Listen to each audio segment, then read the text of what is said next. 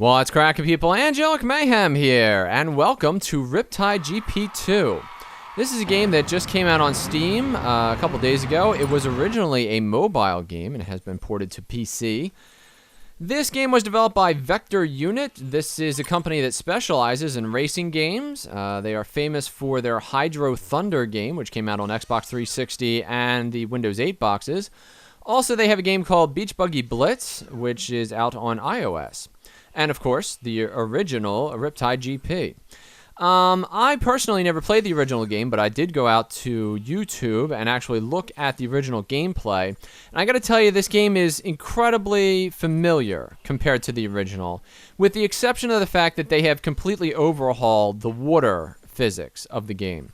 And obviously, you know, maybe they put in like a bike or two and things like that, but for the most part, the game plays exactly the same. In the original game, the water, quote-unquote, that you were riding across was basically just a blue field, all right? And it didn't really offer you anything dynamic. In this game, the water actually matters, okay? If a guy is in front of you and he turns to the right or moves to the right and you don't react to that, well, either one of two things will happen. If you're in his wake, you'll actually follow him because his wake will force you off in his direction. Or if you're not in his wake, you'll actually jump up into the air because his wake will create a wave, and just like in real life, you will go flying. Really interesting. It adds a really interesting dynamic to the game because a lot of times you'll want to, let's say, skip to the right of a ramp, but you can't quite get to the right of the ramp, just the way that you want to, because the wake keeps pulling you back in the other direction. So it's really interesting that way. Basically, I'm just going to take you through the interface, and then we'll start to talk about the pros and cons of this game. Up here, this is the Stingray. That is the craft that I'm using at the moment. You can upgrade your craft as you go along. When you first log on to the game is going to suck because you're going to suck. You're going to have the craft that, is like the intro craft, and, you're not going to be doing too well. So you're going to need to upgrade that craft and then use it to get more money to buy bigger, better craft. In this case, acceleration, top speed, handling, and boost, those are your options. You click on buy whenever you want one of them. When we go back here, you can see that I actually have been playing this game for 4 hours and have managed to farm myself the best craft in the game, which is the Manta. Looks like that. Nice and purple. Who doesn't like purple? I'm going to switch back to Stingray because I'm going to start with that, and then I'll show you what Manta looks like afterwards. Buy new is where you would actually go to see all the different craft that there are in the game. You can skip from right to left.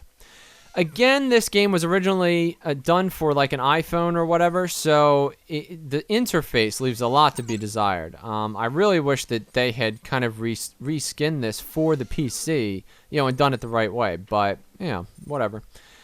Here's the paint shop. You can actually change the color of your human and or bike. If you switch over here to rider colors, then you can change your rider as well. And customize, change gender, literally, that's male, that's female. So there you go. Alright, so we're going to get out of that. This is me. Keeps track of all of our statistics, so you can see that I've played almost 150 matches. I usually podium. It's not very difficult at all to podium. And I'll talk about that in a little bit too. Achievements. I've unlocked the 5 achievements that were like, upgrade your bike. Congratulations, achievement. A lot of them are complete all the levels with 1 star, complete all the levels with 2 star, beat this at, a minute 45 or whatever. So it's very dynamic in the different kinds of achievements that you can pick up. And then there's a bunch of other stuff down here. Oh, $600,000. How about that? Here's a list of all the achievements. I'm not going to go through all of these. And then learn skills. There's a level up system. So as you level up, you can see that I'm here at level 18. And I have 14 skill points to spend because I've been saving them as I go along. You have 2 options. You can either buy different tricks that you can do on your bike. So you go off a ramp, you do a trick, and it gives you, it adds to your boost. So then you can go a little bit faster when you hit the space bar. Or you can actually upgrade, for instance, the boost or your agility.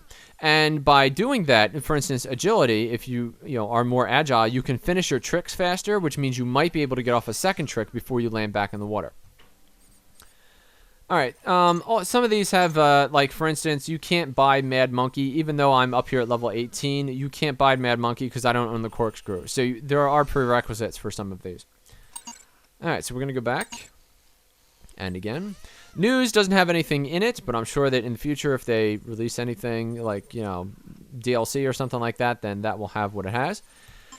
The settings in this game are awful. Tutorial level is the usual stuff. Connect is if you want to play with a friend directly one-on-one and just the two of you play.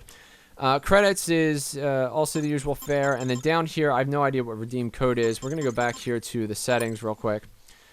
Audio only has two things, music and sound effects. I have them both turned down. Music because YouTube will, you know, take all my money, and sound effects so that you can just hear me.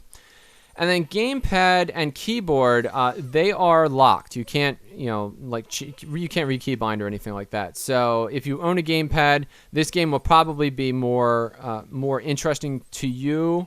But you know, the keyboard works. It works fine. So you know, and then graphics. These are weird. All right, so these are all checkboxes. You can check on or off the ones that you want. High res doesn't really mean high res. It just means better than crap. So, you know, I've got all these on. It's doing nothing to my graphics card at all, you know, in terms of, you know, pressure or you know, anything like that. Resolution does not mean what you would think it would mean. Normally, resolution in the game means 1280 by 720 or, you know, whatever. Here, resolution means, you know, if I dump this down, if you watch this background here, when I dump it down, it gets blurry, okay? So this is more fidelity than it is anything else. Scene complexity, I just have it up to high. Shader complexity, I actually dumped down because I'm recording, and sometimes the shaders were real weird in my first recording, so I had to scrap it and try again. So I dumped those down. Going back. All right.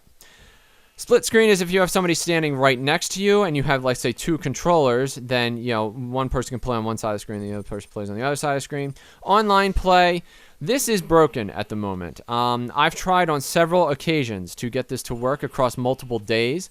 On the weekend, I was able to find people because there's no school or work, so people were actually online and playing, but I couldn't actually get the race to go off. It just would sit there calculating, and people would come and go, and it was a mess. There's no menu or anything like that, so there's nothing saying, like, you know, what map do you want to race, or, you know, who do you want to play, or anything like that. Like, none of that exists. You just are there. Then there's the VR challenge. Now, this is a little bit more This is a little bit more interesting. The VR challenge, when you go into it, you actually... So it gives you all 13 maps, okay? And you can go into each one of them and race it. And then if your friend goes in, he could see, Angelic Mayhem is number 1. Let me see if I can beat him. And then he'll race the same map trying to beat you. In the meantime, he's going to be able to see you on the map, so he'll actually be able to follow you. So for any of you who actually pick up this game, you should friend me on Steam, and then, you know, actually you would be able to race me, and then you'd be able to see what I do, and that'd be a good way to kind of learn the levels. I'm just going to take you into, we'll do back here, we'll do this one real quick. This will give you an idea of how the physics work.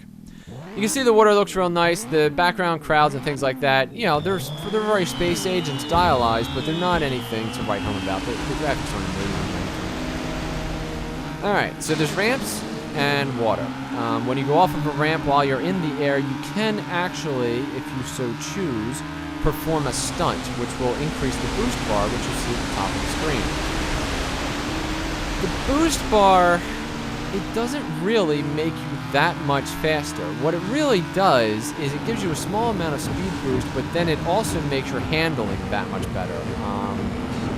So, I don't know. The boost thing is weird. But you can upgrade the boost as you go along, and then, you know, it will actually burn for longer and give you more of a speed/handling edge. Alright, the best way to play this game is to avoid the ramps altogether. That's true of any racing game. While ramps will make you awesome, they will not win you the race.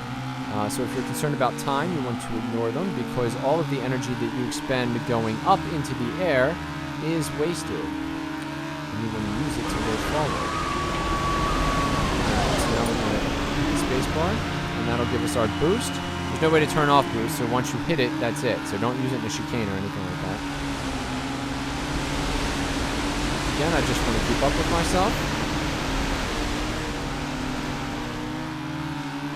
Moving outside. The sound effects in this game leave a lot to be desired. I suspect that the people who invented this game know nothing about physics other than their loose reality with gravity. You know, they need to like Google Doppler effect and see what that actually means. I'm gonna hit this just to show you that is a trick. That was my can, which I almost didn't pull off. I came pretty close to not getting my can back in the can after my can.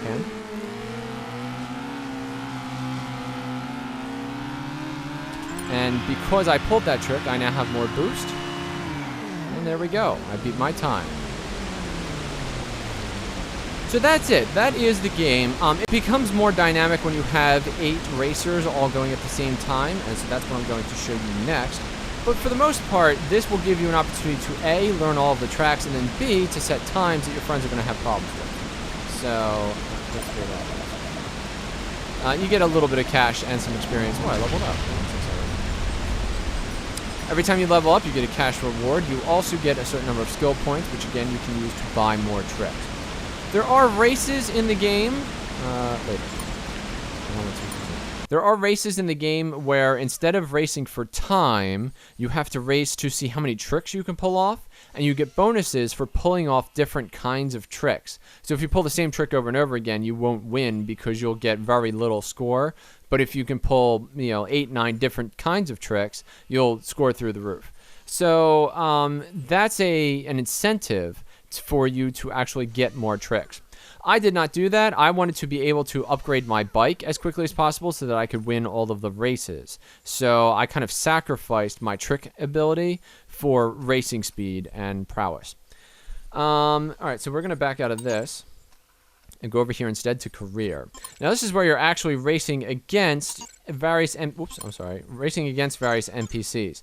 I hate this menu design. It is incredibly annoying, and they just, obviously, again, it's just being directly ported over from, an iOS device. I will tell you that there is one map in this game that you can farm over and over again in order to unlock everything, and it's in the clouds. It's the best one to, by far, to race. I'll take you through it right now. You're going to be racing with 7 other NPCs, one of which is the only one that you need to be concerned about. His name is Foreplay, and your job is just to beat Foreplay. The other ones will fall behind you in due process. I mean, you would really have to plow into a wall or do something pretty heinous in order to lose to one of these other guys. Now again, at the beginning, your craft is not going to be so amazing. So you're going to have handling problems, and you're going to have top speed problems, and everybody else is going to fly by you, and you're going to constantly be coming in from behind. But the thing of it is that if you actually apply the brake, you'll notice that the times, at the end they show you like what everybody's time was, all of the times will be significantly reduced. So on this particular level, a time of 158 is pretty average. It's good for this craft because it's a crappy craft, but 158 is nothing compared to what I can do with a Manta. My best time with a Manta was 149. So that's a 9-second. That's a 9-second swing. But the thing of it is that because if I were to jam on the brakes, the best time from an NPC robot would be 2 minutes. But when I ran my Manta, the very first time I ran my Manta, the guy who I was racing against, whose name is Foreplay, he actually came in at a 153. Now, in the entire time that I've been racing with the Stingray, he never even came close to 153. So that just goes to show you how, the game is always attempting to manipulate its riders in order to make you feel like you're in it. And like you're never falling behind or whatever. But theoretically, if I had just purchased a Manta and then played this, they're all on their same craft as before. You see that guy blinking? I'm going to explain that in a minute. They're all on their same craft as before, so they should be doing exactly the same as they always do, with some slight variation. They should not be able to suddenly game me and, pull out these massive speeds in order to use my blast here. And because they went off the ramp, their splash causes them to slow. Oh, I tied for second. But this is actually good because you'll notice I'm not tied for second. It gave me third. So I'm going to get the same amount of money as I would have gotten if I'd come in third. And I'll get the same amount of experience as if I came in third, okay? So that's one of those things where there are little things in the game that are really kind of annoying that could easily have been fixed if somebody had been paying attention, you know what I mean? All right, so again, we get our 3 stars. Oh, actually, it's 1 star because I came in third. But I already got 3 stars on this one. All right, so that's a look with the beginner craft, which has only been upgraded like a little bit. All right, now I'm going to switch over to the manta, my purple people eater. I don't have to upgrade anything, even though I could because I got plenty of cash for it. All right, we'll go back into career, regional champs in the clouds, same race. Now you will notice a marked improvement in my ability to race this race. Now I'm just going to talk you through it just in case any of you happen to be how best to do this. What you want to do is you want to brake going into that first part of the chicane. Come back. Try and stay inside of their wake and then brake out right here before this first ramp. You want to take this corner wide by going to the outside and then brake twice in order to stay with it. Try to avoid being hit and avoid this ramp. When you come here, you want to turn into this so that you don't fly up it. You see I got a little bit of air there, but not as much as I would have if I'd hit it at full speed. And then avoid all the ramps. Again, you don't want to waste any energy. At the top, you're going to have to turn in order to avoid flying off the top, and then avoid this ramp. And that is 1 lap. And you can see I've pulled a major lead in this particular case, but most times, foreplay will stay with me, okay? And it's really weird because, you know, his machine is not built to do that. But he can do it anyway. Anyway, pulling in this. Again. And just for fun, I'm going to show you that you can do this. Maybe they can. You hop up here. That blinking, by the way, that I told you about earlier, every now and then you'll see one of the guys blink. That's because they wiped out, and when you wipe out, if you hit the space bar real quick, you just get back on your bike and start racing again. That is their version of hitting the space bar, is when they start to blink. And the reason why they're blinking is because they want to come back to you. So if you bump into a wall or whatever, did I get 159? Oh, 149. 15029, that's a good lap. And you'll notice they're at 159 in 2 minutes. Now, normally, sadly, that's just not cooperating for me today. Normally, they would be able to really push harder, and they'd be at like 155, even though they're riding the exact same machines. So that's what I mean by, you know, the sad part about this game is that you have 7 NPCs here, but they're almost always in the exact same order, okay? And they're always riding the exact same equipment, and they're always turning in the exact same times, except for the lead guy, who will always be able to keep up with you, more or less. I mean, it didn't work out this time, but, you know, I'm really looking for, and I'm going to use a football example. If you play Madden, okay, and, you know, there's like franchise mode in Madden, I'm looking for something like that here, where, you know, you start off as this scrub, but you can improve your team as you go along and buy bigger, better stuff. And, you know, maybe someday you can compete with the big boys. But for right now, you're in, like, the relegation league. And, you know, like, I'm looking for that sort of thing. This game doesn't have that. They're just kind of presenting you with a track and a goal, which is beat X amount of time. And they say go, you know, and then you go and you do. And you either, you know, achieve the achievement or you don't. It's becoming a parking lot here. Other things, again, with a tie, you know, when you tie, but it doesn't give you second place, that can be kind of annoying. You can't go off the track, so if you hit the ramp at an odd angle and you look as if you're going to fly off the track, there's an invisible wall there that will, you know, literally ricochet you back onto the track. And the physics in this game are just, they're a mess. So I just would kind of throw that out there and say that, that is, it's a shame. If you're into realism, I think that this game probably wouldn't be for you. And if you're into hardcore racing, this game probably wouldn't be for you. But if you're just looking for, like something that's entertaining, something that, like if you just wanted to kill some time, or if maybe your kids wanted to play a racing game, totally. This is totally a game that you would want to pick up. The dynamic waves that are made by the other riders really make this game interesting. And like I said, I must have played In the Clouds 50, 60 times in order to get enough cash to buy my Manta, and not once did I really, leading up to buying the Manta, not once did I get bored. Now that I own a Manta, I can just, wipe out everybody, and as long as I can hold off forward play, I can get first place every time. So now it's getting a little bit boring, and I'm going to have to move ahead and do the rest of the game. Now, one other thing that I want to mention is that there is a game mode called Eliminate, okay? And this is kind of the wild card for this game. Without question, it's my favorite Elimination. It is my favorite game mode. And basically what happens is every 15 seconds, whoever's in last place gets booted out. And it can be so frustrating trying to stay, just competitive to start.